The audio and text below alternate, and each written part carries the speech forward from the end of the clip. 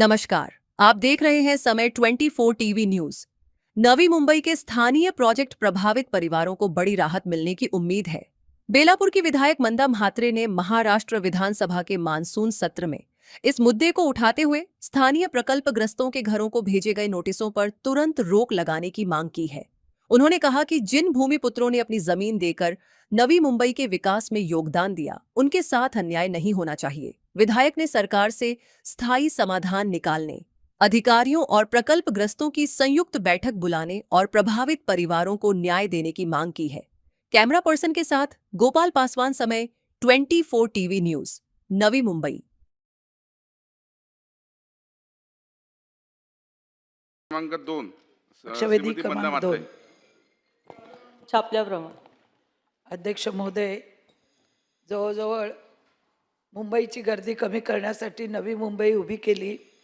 या नवी मुंबई उभी राहताना भूमिपुत्रांनी जो 50 ते 60 वर्षापूर्वी आपल्या पिकत्या जमिनी सरकारला, सिडकोला आणि MIDCला दिल्या. आज आम्हाला जवळजवळ 60-70 वर्ष झालेल्या राहत्या घरांना नोटिसे आलेल्या आहेत. नोटिशींसाठी पालिकेने उत्तर दिलेलं आहे. उत्तर बरोबर आहे की त्यांनी उत्तरामध्ये दिलेलं आहे की आम्हाला नोटीस आलेल्या आहेत, त्यामुळे आम्ही व्हेरीफाय करतोय लोकांची घरं आहेत की नाही.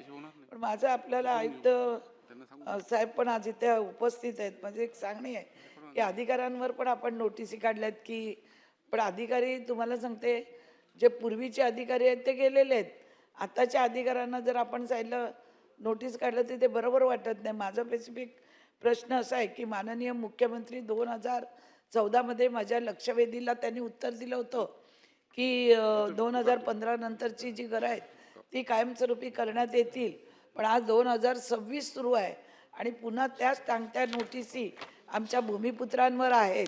ज्या भूमिपुत्रांनी तुम्हाला जमिनी दिले, विमानतळासारखा मोठा प्रकल्प उभा राहिला, MIDC झाली, त्या भूमिपुत्रांना 50-50, 60-60 वर्ष झालेल्या घरांना आज सरकार नोटिसी देतं. माझं सरकारला एक पहिला प्रश्न आहे की आपण गोर गरीब लोकांना पुनर्वसन करतो, त्यांना घरं देतो, त्यांच्यासाठी इमारती उभ्या करतो, तर ही जी प्रकल्पग्रस्त आणि अल्प दरातल्या उत्पन्नातील माथाडी मापाड्यांची जी घरं आहेत, छोटी छोटी, कुटुंब वाढल्यामुळे त्यांनी एक माळा वाढवलेला आहे, या लोकांचं पण पुनर्वसन झालं पाहिजे जसं आपण गोरगरिबांचं करतो. तर आमच्या इथे पुनर्वसनाचे आता पंकज भोईरजी आहेत, त्यांचे अधिकारी त्या दिवशी येऊन गेले.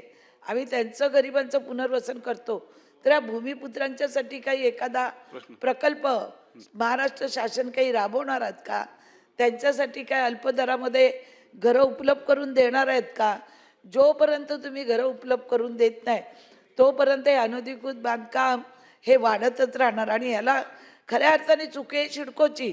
सिडकोनी 12.5% भूखंड वेळेत दिले असते तर लोकांनी अनधिकृत बांधकामं बांधत गेली नसती.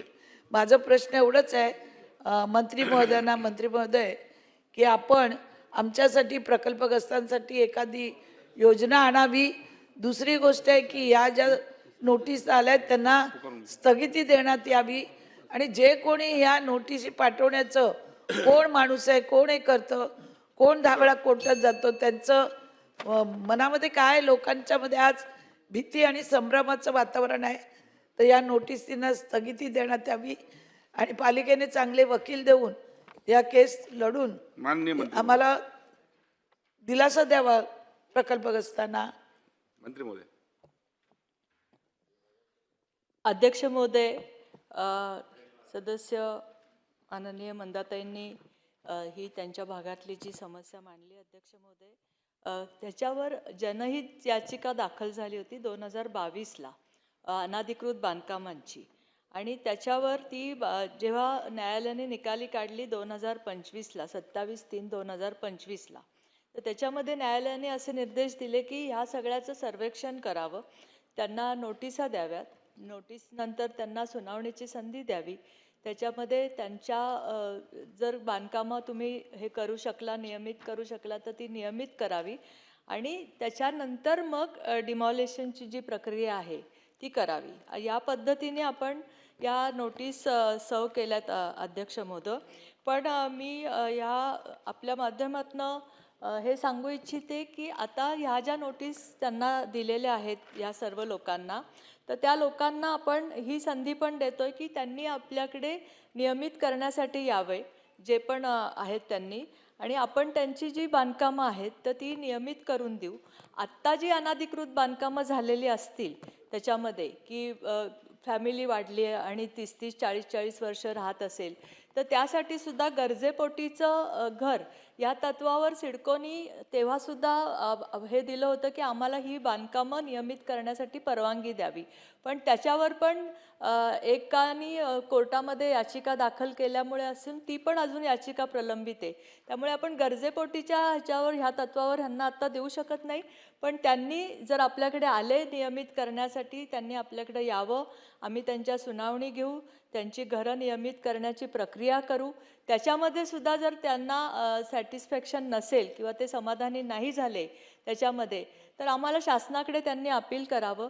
शासन पण ह्याच्यावर जर ही अशी अपील आली त्यांच्याकडनं, तर शासन पण ह्याच्यावर एखादा धोरणात्मक निर्णय घेईल. शेवटचा प्रश्न योगेश सागर. अध्यक्ष महोदय, मंत्री महोदयांनी उत्तर दिल्या त्याच्यामध्ये म्हटलंय आणि उत्तरात सुद्धा लिहिलंय की नियमितीकरण करण्यास पात्र असलेल्या बांधकामावर महानगरपालिकेतर्फे नियमित करण्यात येतील. माझा प्रश्न स्पेसिफिक आहे. मंदाताईंनी विचारलाय 12,667 लोकांना आपण नोटिसा दिल्या आहेत. त्यापैकी जवळजवळ 2,362 लोकांची सुनावण्या झाल्या आहेत. अध्यक्ष महोदय, स्पेसिफिक प्रश्न असा आहे की ही तिकडची स्थानिक भूमिपुत्रांची जागा आहे. ते स्थानिक भूमिपुत्र आहेत. आणि अध्यक्ष महोदय, आपण गावांचे सीमांकनाच्या संदर्भामध्ये निर्णय बरेचशा वर्ष प्रलंबित आहेत. काही ठिकाणी झालेत, काही ठिकाणी नाही झाले. स्पेसिफिक प्रश्न असा आहे की ही बांधकाम नियमित करण्यासाठी मॅक्झिमम लोक म्हणजे अधिकाधिक लोकांना त्याच्यात समाविष्ट करता येणार अशा पद्धतीने आपण सरकार या संदर्भामधले कुठलेही नियम किंवा कायदे बदलणार आहेत का किंवा काढणार आहेत का, त्या आधारावर ते टिकू शकतील. अन्यथा कोर्टात ते टिकू शकणार नाही. आणि म्हणून सरकार म्हणून आपण त्या मूळ भूमिपुत्र जे नवी मुंबईच्या विस्तारात राहतात त्या भूमिपुत्रांना न्याय देण्यासाठी आपले नियम व कायद्यामध्ये अधिकाधिक लोक पात्र होतील किंवा नियमितीकरण करत असतील याच्या संदर्भातला निर्णय हे 14 जुलैच्या सुनावणीच्या अगोदर करणार का? अध्यक्ष महोदय, मंत्री महोदयांनी याचा स्पेसिफिक उत्तर द्यावं. मंत्री महोदय. अध्यक्ष महोदय, मी पहिल्यांदाच सांगितलं की हे जे लोक आहेत त्यांनी महानगरपालिकेकडे त्यांचे बांधकामं नियमित करण्यासाठीचे प्रस्ताव दाखल करावेत. आणि जर तिथे त्यांचं सॅटिस्फॅक्शन नाही झालं तर शासन याच्यामध्ये निश्चित एक धोरणात्मक निर्णय घेईल. शासनाकडे त्यांनी त्यावेळेस यावं. चला झालं ना. येत आहे खाली उत्तर ऐकण्यासाठी मान्य नाही. बोला, मान्य. प्रश्न सुटले पाहिजे ना अध्यक्ष महाराज. बरोबर. माझा स्पेसिफिक प्रश्न आहे की या संदर्भामध्ये नियम व कायदे बदलावे लागतील. जर ते नियमितीकरणसाठी तुमच्याकडे आले तरी तुम्ही आत्ता सध्याच्याच नियमावरती निर्णय देणार आहात, सध्याच्याच कायद्यानुसार निर्णय देणार आहात. आपण त्या संदर्भामध्ये 14 जुलैच्या हिअरिंगच्या अगोदर अधिकाधिक लोक नियमित होतील त्या पद्धतीने त्याचा फेरफार करण्यासाठी एक बैठक आपण ज्युडिशरीचे लोक, महानगरपालिकेचे युडीचे लोक आणि स्थानिक आमदार त्यांच्यासह आपण अशी एक बैठक करणार का? मंत्री महोदय. अध्यक्ष महोदय, आपण सगळ्या गावठाणाची एकतर आपण मोजणी करून घेऊ. त्यांचा विषय मला कळलेला आहे. कारण जेव्हा आता बांधकामं झाले, समजा आम्ही 1.5 FSI त्यांना अलाउड करत असू, तिथे जर जास्तीचा FSI आणि जास्तीचे हे मजले बांधले असतील तर त्याच्यासाठी शासनाला एक निर्णय घ्यायला लागेल. पण अध्यक्ष महोदय, त्याच्यासाठीचं अपील किंवा त्याच्यासाठीचा प्रस्ताव ह्या लोकांनी करावा हेच मी सांगत आहे. आणि ते केल्यानंतर आम्ही आत्तासुद्धा गावठाणाची मोजणी करू आणि त्यांचं अपील झाल्यानंतर आम्ही त्याच्यावर निर्णय घेऊ. चला